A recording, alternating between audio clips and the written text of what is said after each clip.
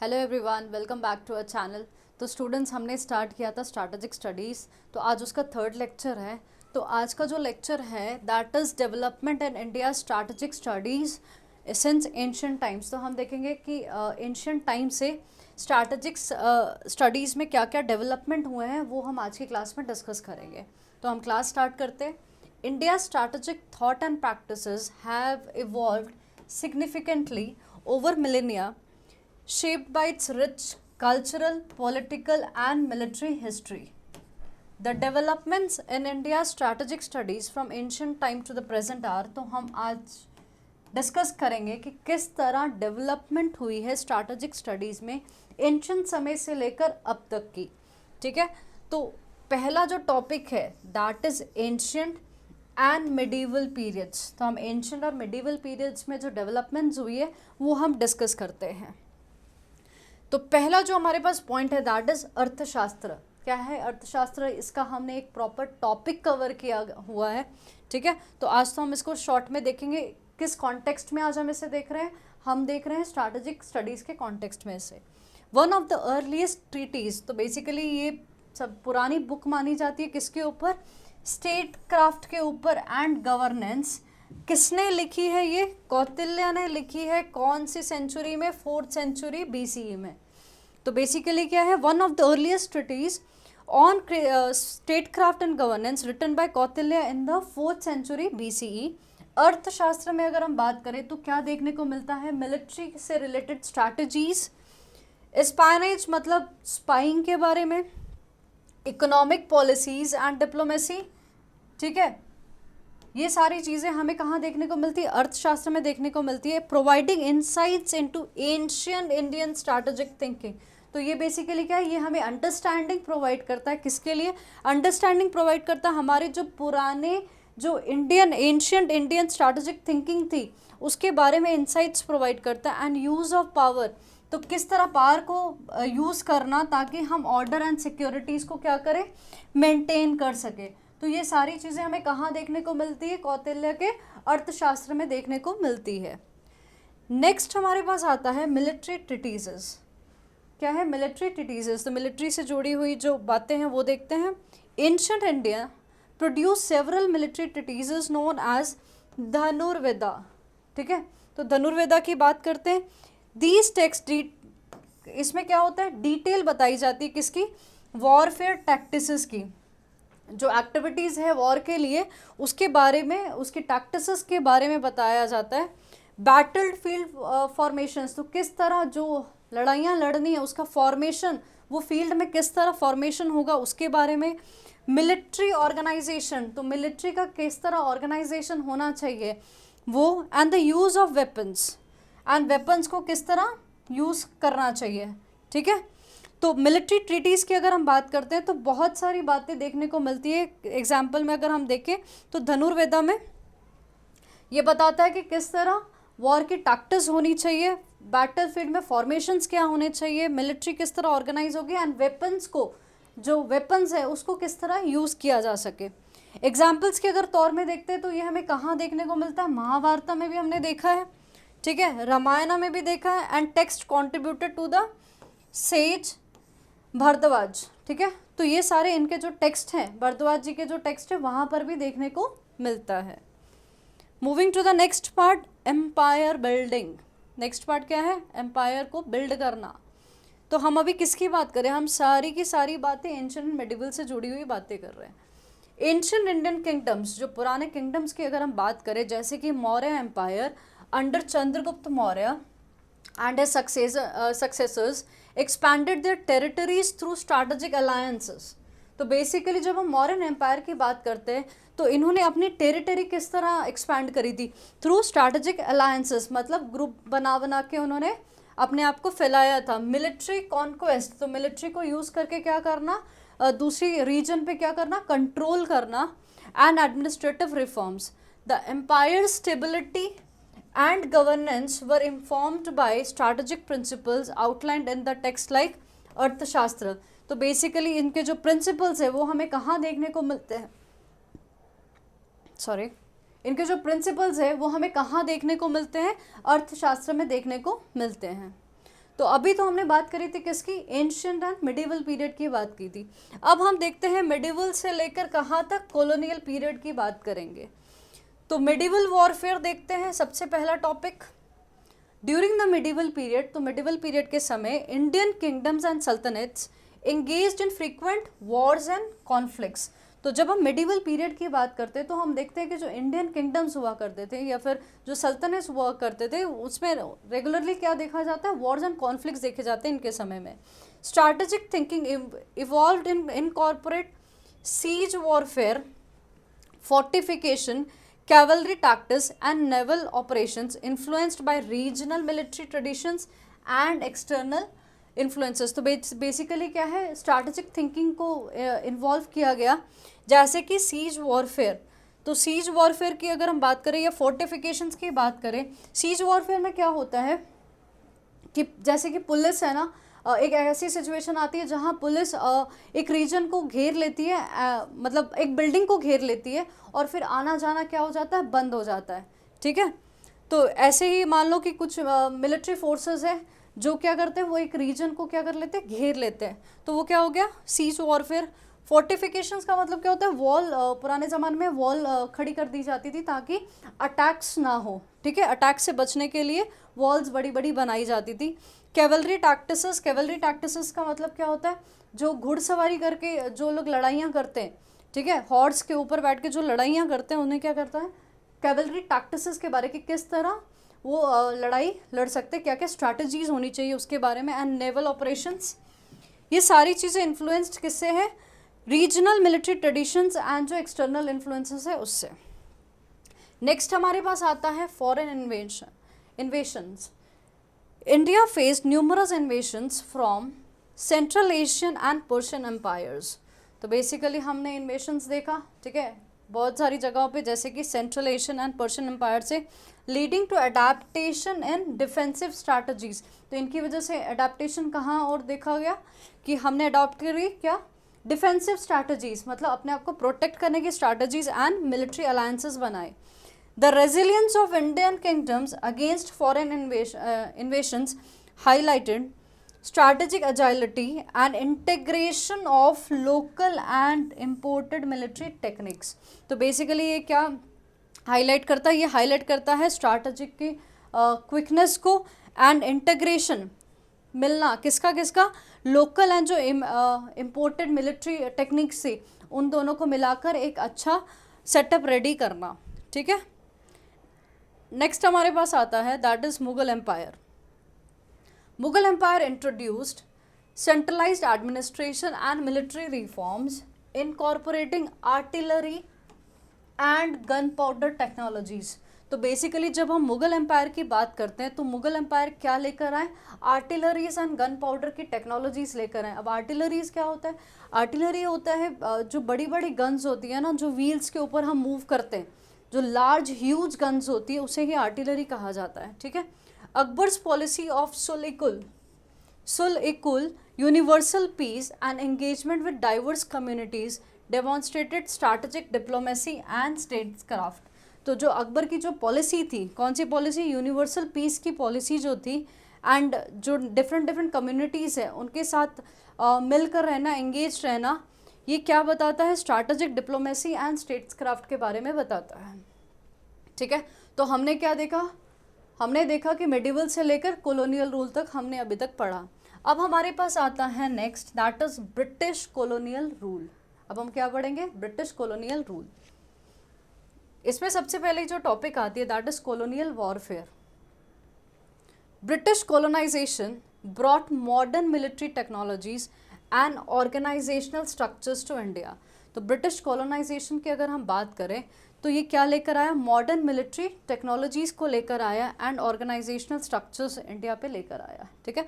तो किस तरह ऑर्गेनाइज किया जाए, एक बेटर स्ट्रक्चर को लेकर इंडिया में आया। The British East India Company, ठीक है, and later the British crown utilise strategic planning, naval power and alliances with local rulers to expand and consolidate their control. तो बेसिकली इन्होंने क्या किया, ब्रिटिश ईस्ट इंडिया कंपनी थी and जो बाद में क्या हो गई ब्रिटिश क्राउन, इन्होंने क्या किया, स्ट्रैटेजिक प्लानिंग बनाई, ठीक है, नवल पावर को यूटिलाइज किया, अलायंसेस को यूज़ किया। अलायंसेस किसके साथ यूज़ किया? जो लोकल रूलर्स थे उनके साथ अलायंस बनाया, ताकि वो क्या करे, अपने आप को और ज़्यादा एक्सपैंड कर पाए एंड क्या मिलकर कंट्रोल पे मिलकर क्या करे, कंट्रोल कर पाए। ठीक है, तो अल्टीमेटली ये क्या करना चाह रहे थे, ये अपने आप को क्या करना चाह रहे थे, एक्सपैंड करने की कोशिश कर रहे थे। एंड एक्सपेंशन होता कैसे, जब साथ में लोकल के साथ काम करोगे तभी एक्सपैंड कर पाते।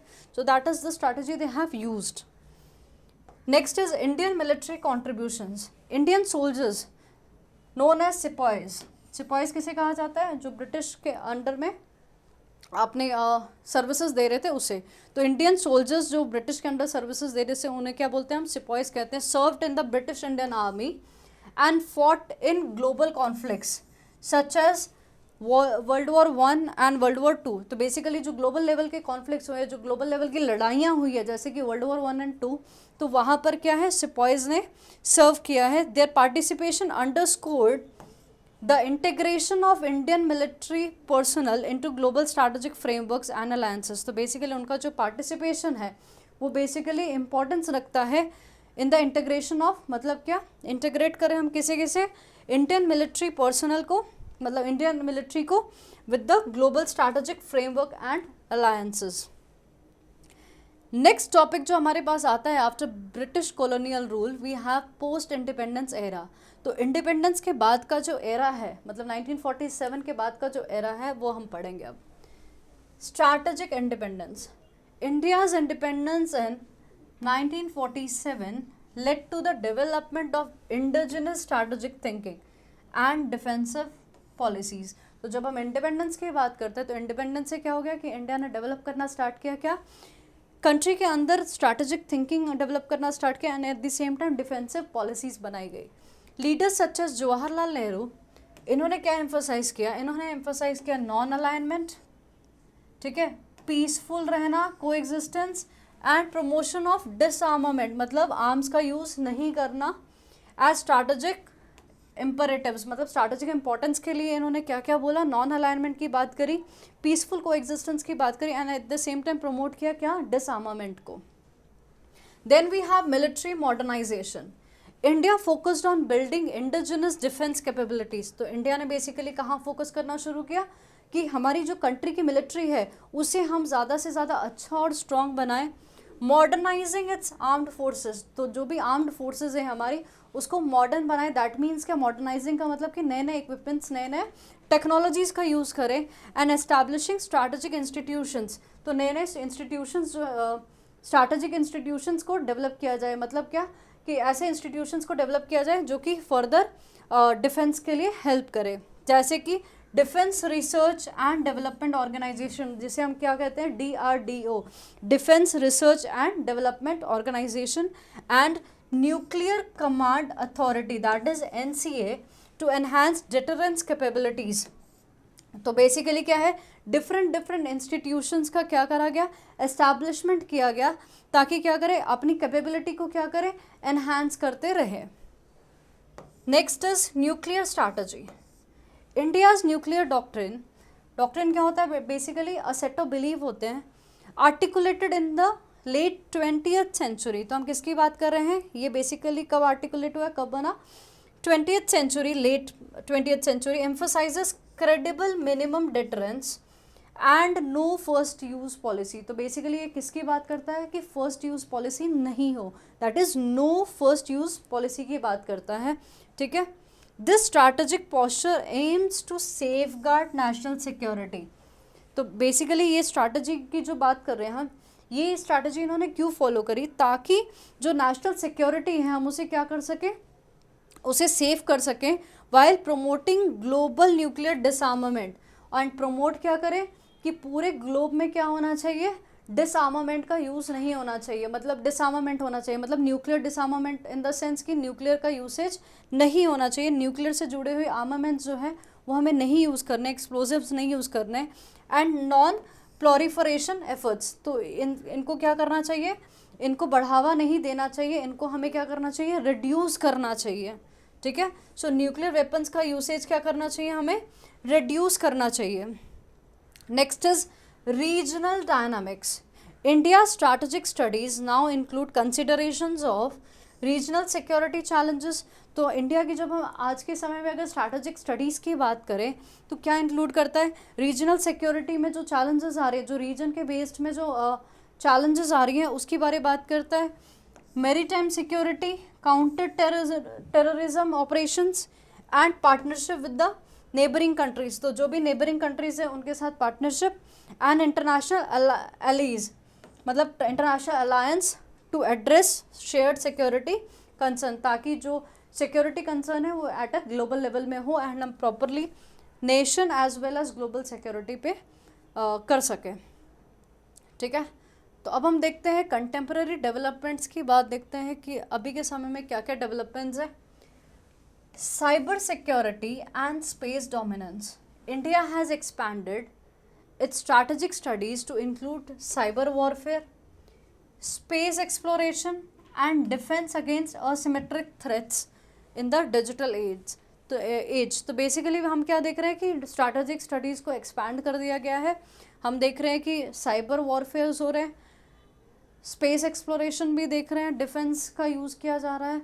ठीक है, इंस्टीट्यूशन जैसे कि डीसीए का फुल फॉर्म क्या है, defence cyber agency and Indian space research organisation, that is ISRO, play important role in these domains. तो ये डोमेन्स में बेसिकली जो साइबर सिक्योरिटी से चीज़ें जुड़ी हुई हैं या स्पेस से जुड़ी हुई चीज़ें हैं, उसके लिए दो एजेंसीज बहुत इंपॉर्टेंट रोल प्ले कर रही है हमारे पास, एक है ISRO and the another one is DCA. तो डीसीए का फुल फॉर्म क्या है, डिफेंस साइबर एजेंसी, एंड जब हम इसरो की बात करते हैं तो क्या है, Indian space research organisation.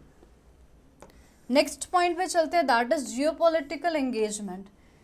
India engages in strategic partnership, तो India basically strategic operation, strategic partnership करती है with countries such as United States, Russia, Japan and Asian nations to bolster regional stability. तो बेसिकली हम देखते हैं कि हमारी जो कंट्री है वो बेसिकली पार्टनरशिप करती है डिफरेंट कंट्रीज़ के साथ में, जैसे कि एग्जाम्पल में हमारे पास है यूएस है, रशिया है। ठीक है, तो इन सब से होगा क्या, ये क्या प्रोवाइड करेंगे, ये प्रोवाइड करेंगे रीजनल स्टेबिलिटी। तो आपस में क्या हो, स्टेबिलिटी, हर रीजन क्या हो, हर कंट्री क्या हो, स्टेबल हो, आपस में इकोनॉमिक कोऑपरेशन बना रहे एंड कलेक्टिव इनिशिएटिव्स ले सके। ठीक है, तो कलेक्टिव इनिशिएटिव किसके लिए लेना, सिक्योरिटीज़ के लिए ले सके। नेक्स्ट है humanitarian assistance and disaster relief. India's strategic studies also encompass humanitarian assistance, ठीक है, disaster relief operations and peace keeping missions। तो हमने क्या देखा कि जब हम स्ट्रैटेजिक स्टडीज़ की बात करें तो इंडिया में स्ट्रैटेजिक स्टडीज़ बेसिकली क्या इंक्लूड करती है, ह्यूमैनिटेरियन असिस्टेंस, कि किस तरह ह्यूमंस की लाइफ बचाई जाए, किस तरह उनको जो प्रॉब्लम्स है वो उनकी कम की जाए, डिज़ास्टर से रिलीव करने के ऑपरेशंस, पीस रखना, ऐसे पीस कीप करने के लिए different missions under the United nation framework, reflecting it's global security responsibilities and soft power diplomacy. ठीक है, तो आई होप आपको डेवलपमेंट समझ में आई होगी कि किस तरह एंशिएंट से लेकर अब तक का डेवलपमेंट स्ट्रैटेजिक स्टडीज़ में हुआ है। एक बार कंक्लूजन देख लेते हैं। India's strategic studies have evolved from ancient military treatises and medieval warfare to encompass modern defensive doctrines, technological advancement, and geopolitical engagements.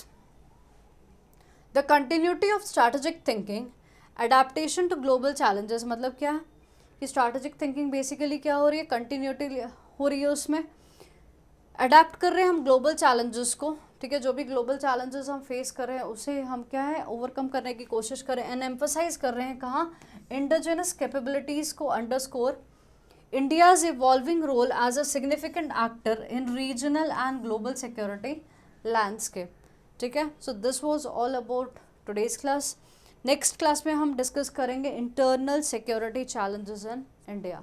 ठीक है, तो आज का लेक्चर स्टूडेंट्स हम यहीं ख़त्म करते हैं, मिलते हैं आपको अगले लेक्चर में एक नए टॉपिक के साथ। Thank you so much students for watching this video.